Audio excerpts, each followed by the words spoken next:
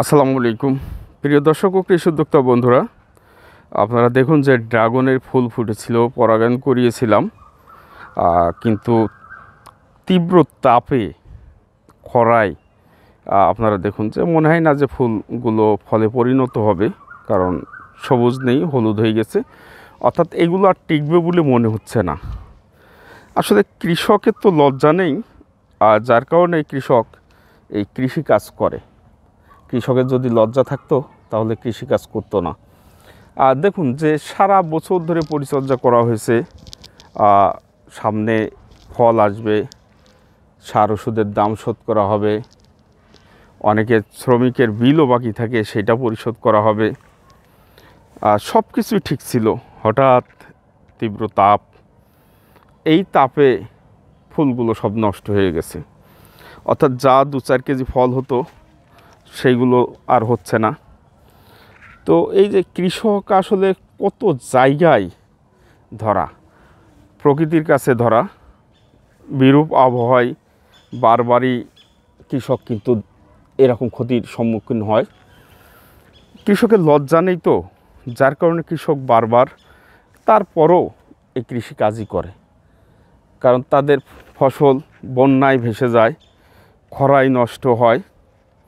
শুধু কি তাই, সার ওষুধের দোকান, তারপরে কোম্পানির মালিক, তারা কিন্তু তাদের ঠিকই লাভটা দিনকে দিন বেশি করছে। আর ঠকছে কারা? এই কৃষক।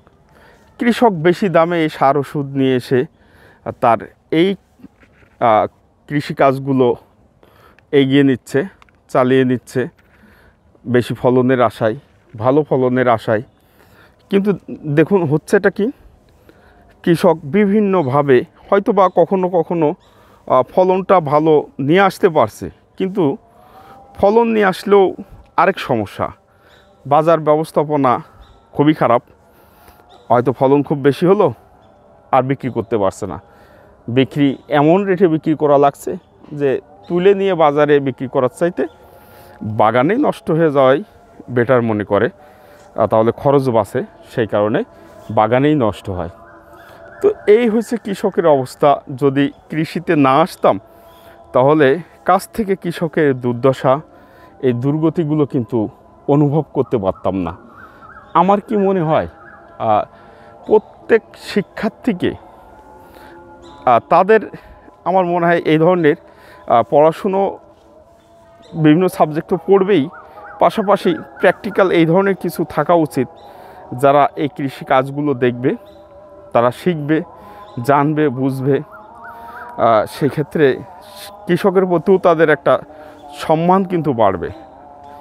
আর কৃষিতে তারা গবেষণা করতে পারবে, চিন্তা করবে যে না, বিভিন্ন প্রকারের যে রোগবালাই, বিভিন্ন প্রতিকূল আবহাওয়ায় এগুলা কিভাবে টিকিয়ে রাখা যায়, এটা নিয়ে কিন্তু তাদের একটা মানে তীব্র আগ্রহ জাগবে গবেষণার। সেক্ষেত্রে আমাদের কৃষি অনেক দূর এগিয়ে যাবে বলে আমি মনে করি। যাই হোক, আমি হয়তো দেখাচ্ছি এইভাবে, অনেকেই দেখাচ্ছেন না, অথবা অনেকের হয়তো টিকে আছে, আমার ঝরে যাচ্ছে, এমনটি হতে পারে।